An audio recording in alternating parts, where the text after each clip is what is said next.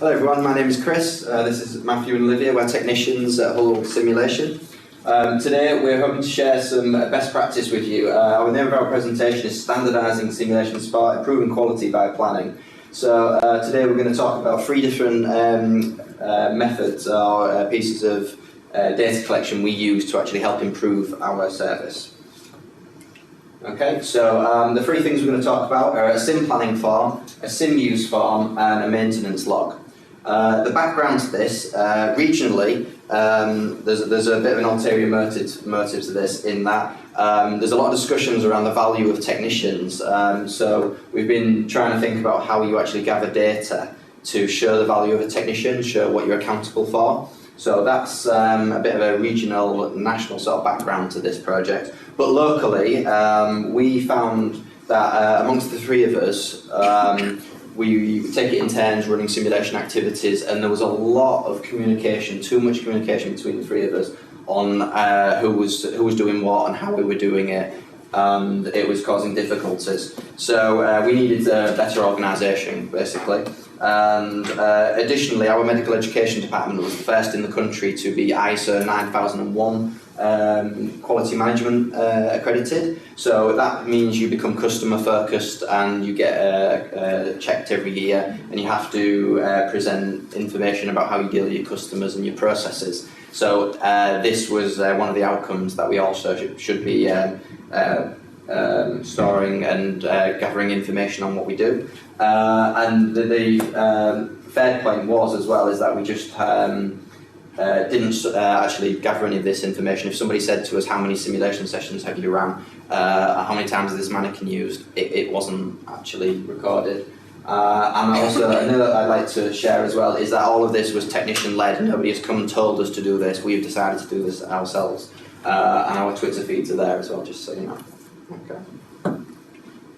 Okay, so sim planning. So we're structuring it pre, during and post. So before an event, we fill out a sim planning form.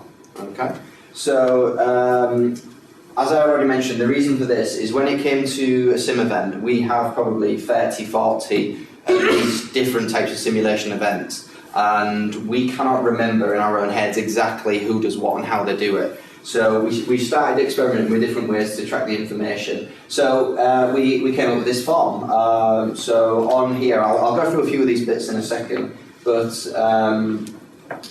what we found is we could fill out some of this information by having a phone conversation with simulation faculty.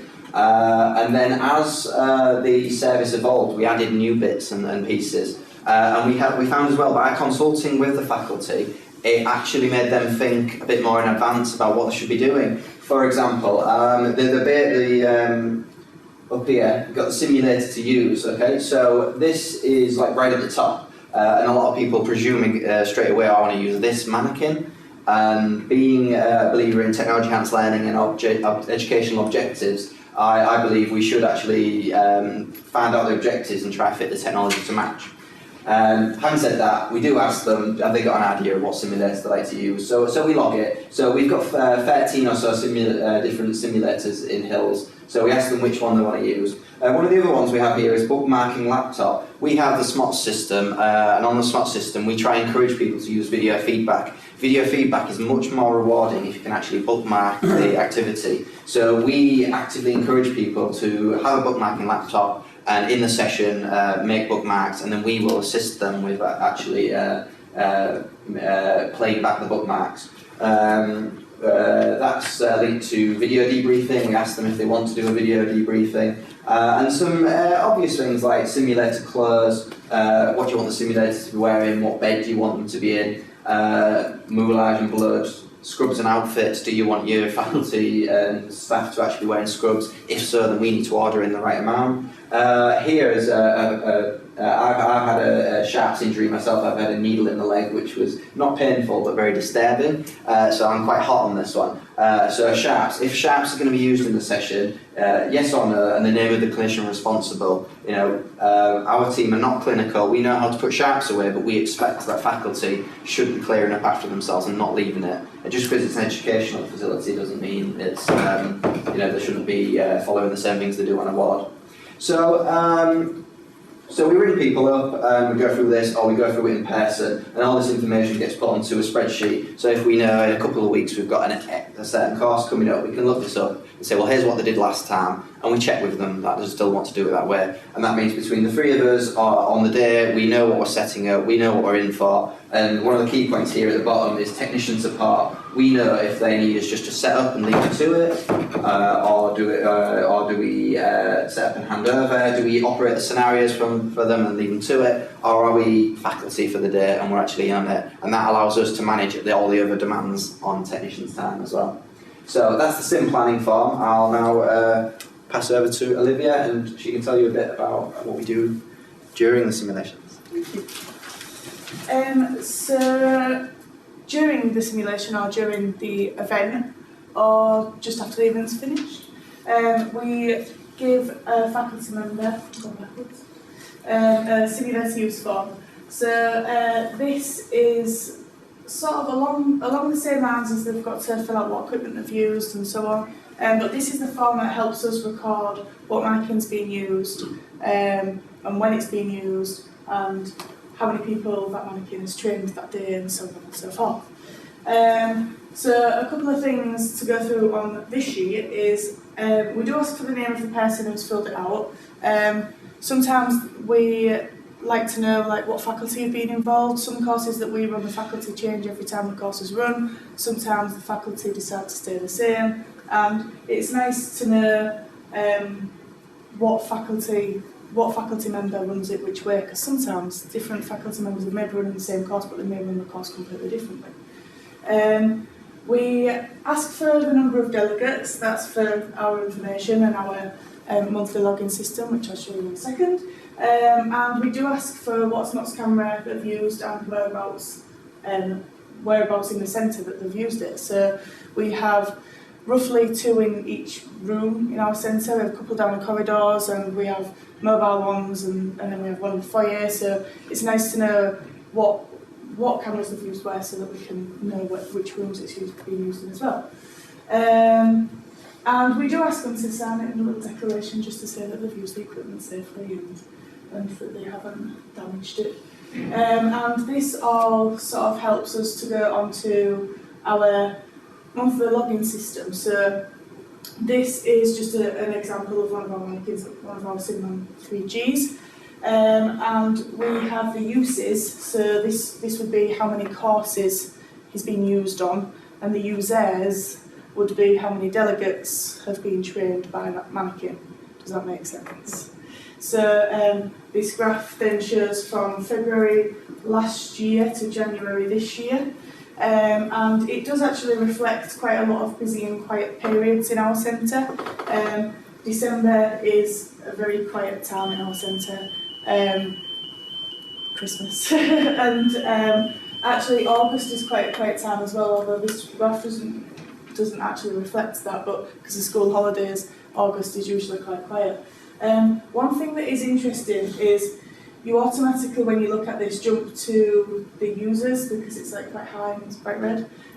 But if you look at the uses, so for example October, we trained 55 people in 5 sessions, but then in November we trained 21 people in 1 session. Now if you actually divide that up, we've trained more people per session in November than we have in October, if that makes sense. So, so this is what we now use for our personal references, and we sort of keep this collated in our massive monthly spreadsheet. And that's pretty much it for the sim use. So I'm going to pass on to Matthew now. Okay. Thank you. Shall I go backwards? Yes, it did. Okay, so post. So after the session is finished, we need to maintain our equipment. Maintenance, what and why. We all know what maintenance is, but the important reason is that we don't wait for problems to come to us. We want to make sure that everything under our responsibility is in working order. We don't want it to impact future events and future courses. And we want to get it resolved as quickly as possible. So we use a maintenance form. Partly why we use the form, keep it official, is because we've got 3 4 technicians, depending on who you include. Plus we've got, I think we said 13 simulators, is that right? So there's 5 minutes, okay. So that's a lot of information, a lot of it to share. When you're on your own, you can have to keep it all in your head. When you've got 2 people, perhaps swap it. When you get a team of 3 or 4, it does get a lot confusing and a lot of handing over. So a way to collect all the information into one place we found is best. So we've got a diagram of a man because half of our simulators are mannequin based, so it makes it easier for us to signify on there with drawings, doodles and comments about where the problem lies.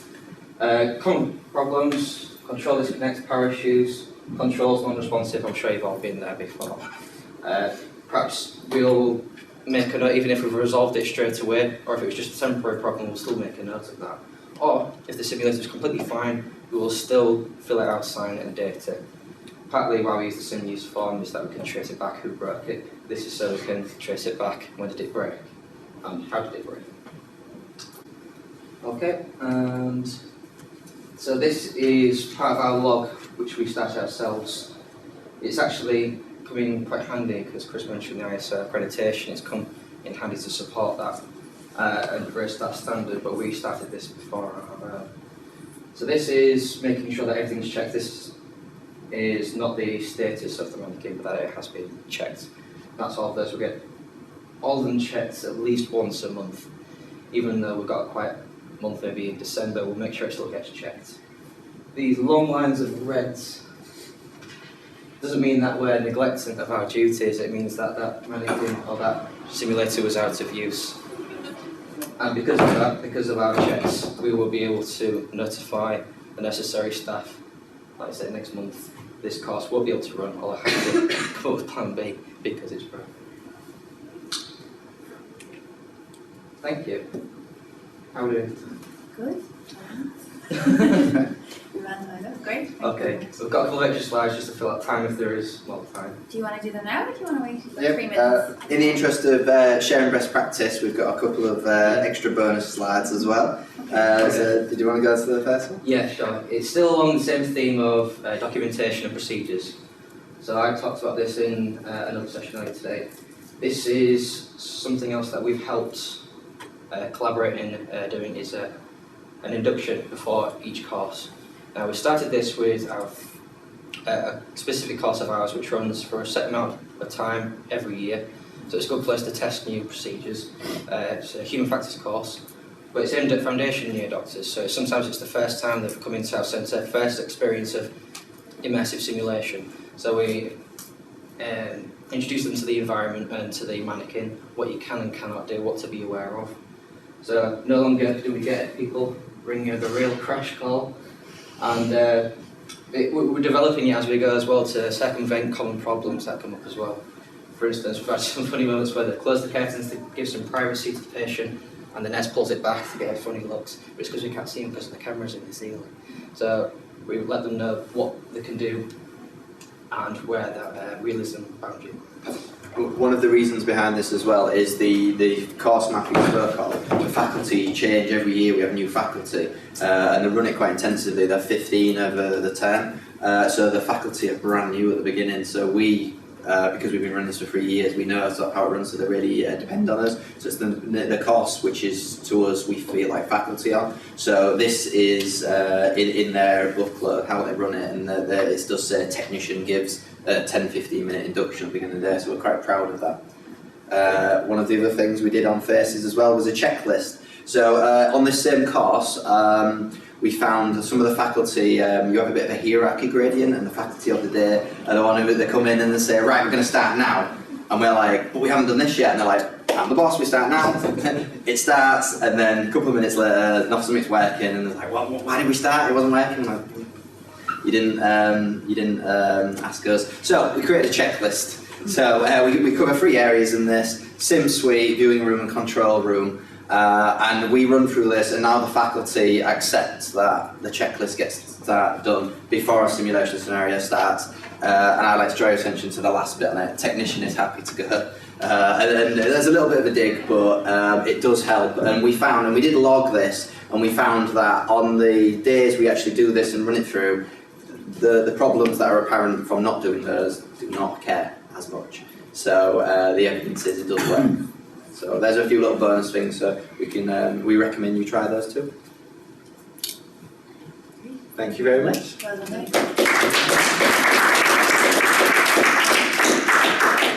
Any questions? So can I ask you I have to say that's pretty good what you've been doing. Very impressed, particularly like checklists too. But the first three things that you presented, there are learning management systems that do all of that for you. Lots of systems that make it. And I'm presuming you don't have one that's paper-based. No, learning management wise, the nearest thing we've got is a booking system which books out the rooms. Beyond that, because we train such a wide range of different people, there is no one set of people who use this learning management system. So we took it on ourselves to basically find that data and do it. And you input it by hand? Yeah, we do. Okay, so I mean, that's very impressive. But what I do really want to ask you is, in the learning management system, the other things that they feed back into is the cost and how much each session would cost, as well as the supplies. So it feeds back into how many candidates we have. Do you do that bit of it? We don't, but this information now becomes part of a monthly report which goes to the directors, and they're starting to look at actually the value and the cost of things. So it's pretty, I think, precedent that we did this, because they're now saying we need this information, and we was like, oh, it just happened, this is what we're doing.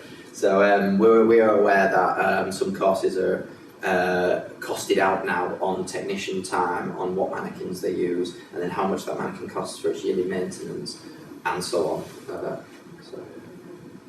Thank you. Any other questions? Out of interest, do you have a breakdown of the time you spend on different activities within your job? Like set up, take down, do you kind of document that type of thing? Not yet. We do plan to. As a team, we are trying to. We cover three main areas along the medical education technical team. We have simulation, media production, and video conferencing, and we're trying to look at ways of logging the time we spend in those areas. But generally, we do an events plan a couple of weeks or a month before a certain week, and then we plan out the time amongst the three of us, and we allocate based on who's not as busy that day or who's got most familiar with that event. But in terms of logging the time, not yet. The nearest we come to it is it a hands-off and we're not involved in it? Is it a handover, or is it a full faculty, you're in for the full day? Any other question? Quick one. Do you have a weekly timetable which is set out in advance? Yes, we. This is something we've learned by going to other technician events. So we do. Olivia does a monthly look ahead. So if that's too much to bite off. So Olivia plots the events based on the information we've got and assigns technicians, and then the week before I look at it and I double check it and we confirm what other events are on. So a week before we have a plan who's covering what. Okay.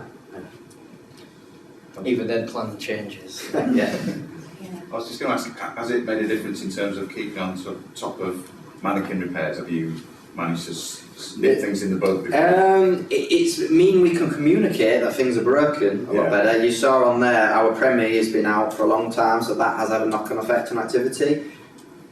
The information has not helped, but at least we've been able to escalate it to the powers that be and say there has been an impact on that. Yeah. Even like just before courses, like I said, the technician happy to go. Even if something is broken, we can't fix it. At least they're aware of that, and it'll try and minimise its impact. And if we, during our regular maintenance, we do find out something's broken, we get to the point of what else can we do, rather than oh no, like on the day, what can we do? So it helps us deal with the consequences, I suppose. And be able to escalate them sort of in a timely manner, which is sometimes all you can do. Some things you can fix and present alternatives. Some things you just have to escalate upwards, if you know what I mean. Yeah. Any other question? I have another question. This is quite focused on mannequin-based stuff. Have you done anything similar for task sessions? Like, say, suturing skill sessions where you have a checklist or you have anything in place to kind of guide your activities?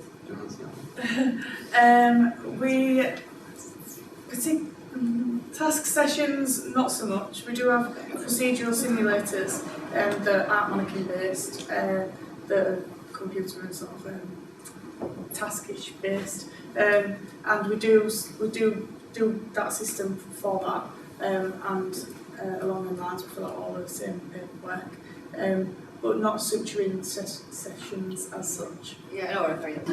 So we don't support them like that, but some people support. The web lab tends to be a different team with their own procedures. Yes. Okay. In our sense, specifically. All right. Great, guys. Thank you. Thank you very much. All right.